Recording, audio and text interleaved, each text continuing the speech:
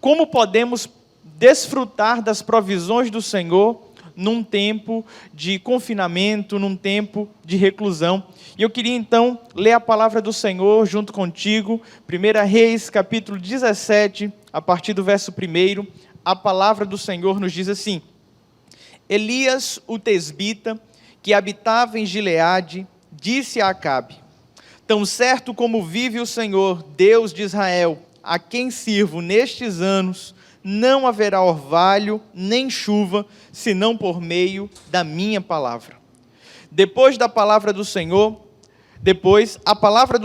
veio a Elias dizendo: Retira-te daqui, vai para o leste e esconde-te, perto do ribeiro de Querite, a leste do Jordão.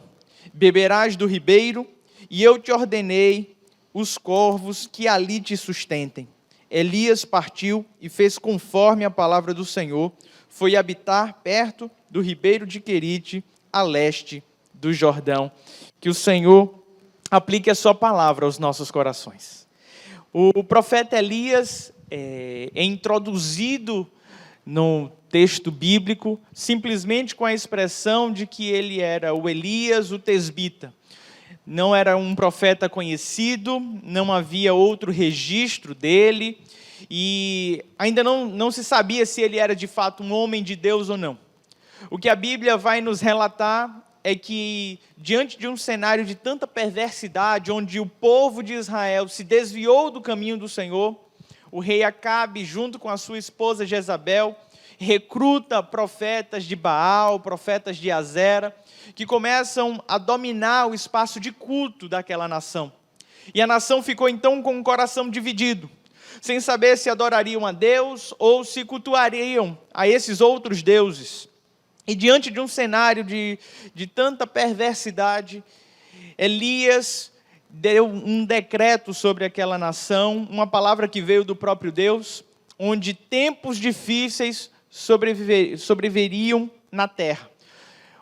A chuva representava muito naquela época, porque era por meio da chuva que você poderia ter as colheitas, os frutos, uma população completamente ali agrária, que necessitavam tanto do cultivo, quanto também para a alimentação dos gados. Então imaginem uma palavra onde não vai ter mais chuva, consequentemente, em algum momento vai faltar comida. Era essa a informação que o rei Acabe tinha, e esse decreto dado, essa palavra, essa profecia proferida pelo próprio profeta Elias, também era uma profecia para ele.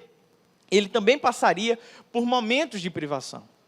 E o texto bíblico vai nos dizer que a palavra do Senhor veio a Elias, pedindo para que ele se retirasse do meio da nação, e fosse se abrigar, se esconder perto de um ribeiro, perto de um local que era alimentado pela chuva. Interessante porque o convite do Senhor para ele é para se abrigar em um local que a água tinha um tempo certo para acabar. Elias vai habitar ali naquela região, escondido, porque havia uma perseguição contra o profeta, e ele ali escondido começou a beber da água do riacho, e começou também a ser alimentado pelos corvos, que traziam alimento para ele. É algo surreal, um animal que não partilha nada, que come qualquer coisa, que come até mesmo um outro corvo, ele agora está ali pronto para alimentar, para dar algo para alguém. É algo bem diferente, né? Mas o que é que me chama a atenção nesse período onde o profeta estava ali confinado, recluso? É como Deus consegue prover em meio a esses tempos de solitude. Talvez você na sua casa já comece a se perguntar em que momento a feira que você deu vai acabar. Talvez alguns estejam fazendo contas para saber se o dinheiro que você recebeu neste mês vai dar para passar todo esse período de quarentena. Esses questionamentos vão surgindo em nosso coração, e a palavra inicial que eu tenho para acalmar o teu coração nessa hora é que o nosso Deus é Jeová Jireh. O nosso Deus é um Deus de provisão. é um Deus que nos sustenta. Por mais que em algum momento, algumas fontes sequem, Ele é a nossa principal fonte. É dele que emana todas as bênçãos que alcançam as nossas casas. E o meu convite para você é: descanse no Senhor. Descanse no Senhor, porque a palavra dele nos diz que o justo não mendigará o pão. O nosso Deus, de fato, tem cuidado de nós. E durante a caminhada do profeta Elias, ele vai desfrutar de vários momentos de confinamento e vai desfrutar também de vários momentos de provisão. Nesse primeiro momento de provisão, ele usa os recursos naturais que tinham ali naquele lugar. Ele usa o ribeiro, ele vai usar o corvo, e nesse cenário ele vai se alimentando dos recursos que ainda existiam. Mas há um momento que a palavra do Senhor nos diz que o riacho seca, acabam-se as fontes naturais de sustento, e agora o profeta, sem provisão, precisa de um novo lugar. E é interessante porque quando as portas se fecham aqui, como nós acabamos de cantar nessa canção que diz Deus cuida de mim, de fato Deus abre outras portas em outro lugar. E a palavra do Senhor vem mais uma vez ao profeta Elias. E nessa segunda palavra, o profeta é convidado a viver na dependência de uma viúva. O Senhor faz de fato uns convites bem estranhos para Elias. Primeiro, viver num lugar isolado do mundo, um local que dependia de chuva para uma sobrevivência, e aí Deus mostra que ele consegue suprir as necessidades do seu servo. Agora o convite é que ele vá para uma região onde ali há uma viúva que iria cuidar dele. O texto bíblico nos diz que quando ele tem esse encontro com a viúva, eles começam a conversar, e os recursos daquela viúva eram recursos extremamente limitados. Ela tinha um punhado de farinha e tinha um pouco de azeite na botija, e o projeto existencial dela era preparar o último bolo, e ela e o seu filho comerem e esperarem a morte chegar. Eu fico imaginando como deveria estar o coração do profeta Elias em mais um momento como esse. Um momento onde os recursos são tão limitados, mas como de fato ele demonstra ser o homem de Deus, a palavra dele para ela é que ela deveria preparar o bolo, deveria dar a primeira parte para ele, algo bem estranho da gente pensar nos nossos dias. E logo nessa sequência, a palavra de Deus nos diz que o profeta declara: não vai faltar o azeite nem a farinha. E de fato não faltou nem azeite nem farinha na vida dessa mulher. Essa mulher sustentou o profeta durante vários momentos, vários anos, porque Deus usa recursos naturais para prover as nossas necessidades, mas também Deus usa pessoas para nos abençoar. Talvez hoje, nesse momento de confinamento, você esteja se sentindo isolado. Algumas pessoas têm a alegria de poder conviver numa mesma casa com outros membros da sua família, outras pessoas que residem ali, e assim conseguem passar tempo juntos, conseguem bater um papo. Mas eu quero me dirigir agora àquelas pessoas que se encontram sozinhas. Pessoas que estão morando em lugares distantes de seus familiares, acabaram de se mudar e ainda não têm um ciclo de amizade, e que nesse momento estão se sentindo desencorajadas, estão se sentindo sozinhas, a tristeza tem batido no coração. Sabe, talvez esse seja o primeiro momento da tua caminhada, assim como o profeta Elias, que estava num local que só tinha um ribeiro e um corvo que trazia comida. Mas eu quero trazer uma palavra de esperança ao teu coração. Quando as expectativas parecem serem frustradas, quando as coisas parecem que não estão saindo como planejamos, parece que é o fim, Deus sempre levanta alguém para nos abençoar. E a minha oração nesse momento é que Deus coloque pessoas amigas na tua caminhada. Que nesse momento você receba ligações, que você se sinta acolhido por Deus por meio de pessoas. E para que isso possa surtir efeito, eu não quero apenas orar por esse motivo. Eu quero desafiar você, membro dessa igreja, você que está nos ouvindo, você que está nos assistindo nesse momento. Tenta lembrar de um irmão, um amigo de trabalho, alguém que frequenta a igreja contigo, ou um familiar teu, que você sabe que está vivendo esse momento sozinho, que você sabe que está precisando de uma palavra amiga, de uma ligação, de um tempo em comunhão. Então, nesse momento, liga para essa pessoa, terminando aqui esse culto, fala com ela. Na verdade, nesse momento agora, compartilha com essa pessoa o vídeo desse momento de culto, para que Deus possa ministrar também o coração dela. Deus usa pessoas, e hoje talvez seja o momento de você se sentir renovado pelo Senhor, estimulado pelo Senhor, para ser essa pessoa que abençoa outras vidas. Eu quero avançar nesse texto, porque diante desses 2 momentos de reclusão, de isolamento que o profeta Elias viveu, nós encontramos mais um momento. O profeta, depois de viver esse cenário escondido, ele se apresenta mais uma vez a Acabe. E há um grande embate, há um grande desafio. 850 profetas, tanto de Baal como de Azera, se reúnem para um grande confronto. Elias declara diante de todo mundo que ele era o último dos profetas. Ele se sente sozinho, se sente solitário. Ele enfrenta aquela batalha, e diante desse enfrentamento, diante desse momento, Deus dá uma grande vitória. Deus dá um grande livramento para Elias e prova para todo Israel que Deus de fato é o Senhor daquela nação.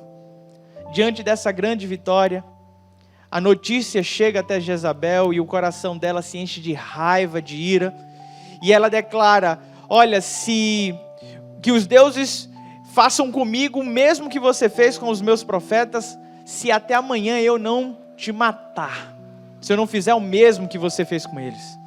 E naquele momento, Elias, em desespero, ele foge para o deserto. Ele foge para salvar a sua vida. Ele deixa o seu moço e ele vai viver mais um momento de confinamento. Dessa vez é um confinamento que ele não ouviu uma palavra de Deus dizendo: vai para tal lugar. Ele simplesmente, diante do medo, diante do pavor, diante daquela notícia tão adversa, ele decide se isolar. Ele decide ficar sozinho. Na ânsia de salvar a sua vida, ele vai para o deserto, e quando chega no deserto cansado, ele diz: ah, Senhor, eu não quero mais viver. Eu não sou melhor do que os meus pais. A Bíblia fala que ele começa então a dormir debaixo de uma árvore. E ele dormindo debaixo daquela árvore, cheio de tristeza, a palavra do Senhor nos diz que Deus manda um anjo que cuida dele no momento do sono, um anjo que traz pão, que conversa com ele e que traz uma palavra de encorajamento. O anjo do Senhor chega para Elias e diz: come e descansa, porque a tua caminhada é sobremodo longa. Sabe, com essas 3 histórias, eu chego à conclusão de que durante os momentos de confinamento, Deus vai usar recursos naturais que estão à nossa volta, ao nosso alcance, para nos abençoar, para suprir as nossas necessidades. Mas vai chegar um momento que nós vamos precisar de pessoas. Vai chegar um momento que nós deveremos ser também auxílio na vida de outras pessoas. E quando todos os recursos acabarem, e quando os recursos naturais, quando as pessoas te faltarem, tenha certeza de uma coisa: o anjo do Senhor acampa-se ao redor daqueles que o temem e os livra. Você não está sozinho nesse momento. O anjo do Senhor há de cuidar de você. Sabe, quando nós decidimos por um isolamento, quando nós decidimos por um confinamento que não foi decretado pelo Senhor, não foi convocado por Deus, nós atraímos para o nosso coração muita tristeza, muita ansiedade, muito desespero. E é necessário, nesse momento, clareza. É por isso que a minha oração é que neste momento o Santo Espírito de Deus possa te confortar, te consolar, e você venha entender que é necessário comer e descansar, porque a tua caminhada é sobremodo longa. Depois desse momento, Elias sobe ao Monte Horebe, e ele tem um encontro com Deus. E naquele encontro com Deus, ele abre o coração e diz: Deus, eu fui um servo fiel. Ele fala dos seus feitos e ele traz uma queixa. Ele diz: agora eu sou o último dos homens de Deus, eu sou o último dos profetas e querem me matar. Naquele momento de dor, a palavra do Senhor para Elias é que ele não estava sozinho. Haviam 7.000 joelhos que não se dobraram a Baal. Havia toda uma população que foi guardada e protegida pelo Senhor, que ainda estavam padecendo assim como Elias, mas que foram poupadas. Talvez hoje você ache que o dilema que você está passando, a sua dor, seja única, seja só sua. E eu preciso te dizer que a nossa irmandade espalhada no mundo hoje está unida em oração. São joelhos que não se prostraram a outros deuses. São bocas que não declararam falência. São pessoas que reconhecem a soberania e a provisão do Senhor. Deus, mesmo em meio ao deserto, há de cuidar de mim e de você. Então, nesse momento de confinamento, nesse momento de isolamento, tenha a certeza que o nosso Deus é Jeová Jirê. É o Deus que provê. É o Deus que cuida. Eu quero orar por você. Eu quero te convidar a se achegar aí aos teus familiares, que todos possam estar próximos nesse momento. Vamos orar para que esse momento seja um momento de crescimento familiar, que esse seja um momento de reconciliação. Quantas pessoas estavam prestes a se separar e agora estão sendo obrigadas a conviver? Quantas pessoas buscavam no trabalho, na escola, uma fuga e agora não tem outra saída senão se relacionar, senão resolver os seus conflitos. Nesse momento, muitos problemas emocionais se potencializam. E é nesse momento que precisamos uns dos outros. É nessa hora que descobrimos o que é de fato ser família. O que é de fato ser corpo de Cristo. Vamos orar ao Senhor. Pai querido, obrigado, Senhor. Obrigado porque nos tempos de confinamento, o Senhor nos provê salvação. Mas mais do que isso, o Senhor nos provê a Tua santa presença e com ela o sustento que necessitamos para superar cada dia. Que nesse momento, Deus, cada um dos Teus servos e servas que estão nessa hora com o coração angustiados, aflitos, pensativos com relação às suas finanças, pensativos com relação aos mantimentos de alimento de sua casa, que nessa hora eles possam descansar em Ti, na certeza de que o Senhor é um Deus que supre cada uma das nossas necessidades, um Deus que cuida de nós. Eu quero Te pedir, Deus, pelos Teus servos e servas que estão isolados de todos, que estão se sentindo sozinhos, que estão se sentindo desamparados. Pai querido, que nessa hora eles tenham a certeza que não estão sozinhos. Por mais que faltem recursos, por mais que faltem pessoas, que o anjo do Senhor esteja nesse momento acampado, sustentando e cuidando dos Teus servos. Que o Teu Santo Espírito Consolador acolha eles. E nesse momento, como igreja, Deus nos desafia a ligarmos uns para os outros, a interagirmos, ó Deus, com aqueles que estão sozinhos, a oferecermos socorro um para os outros. No nome de Jesus, ó Pai, que esse seja um tempo onde nós venhamos a descobrir o que de fato é ser família, e que esse seja um tempo onde descobramos de fato o que é ser igreja. Igreja está muito além dessas quatro paredes. Igreja está muito além de estarmos próximos fisicamente. Os laços que nos unem são muito mais fortes do que tudo isso. E que a Tua igreja possa mais uma vez prevalecer, porque cremos que aqueles que estão em Cristo Jesus são mais do que vencedores. Amém.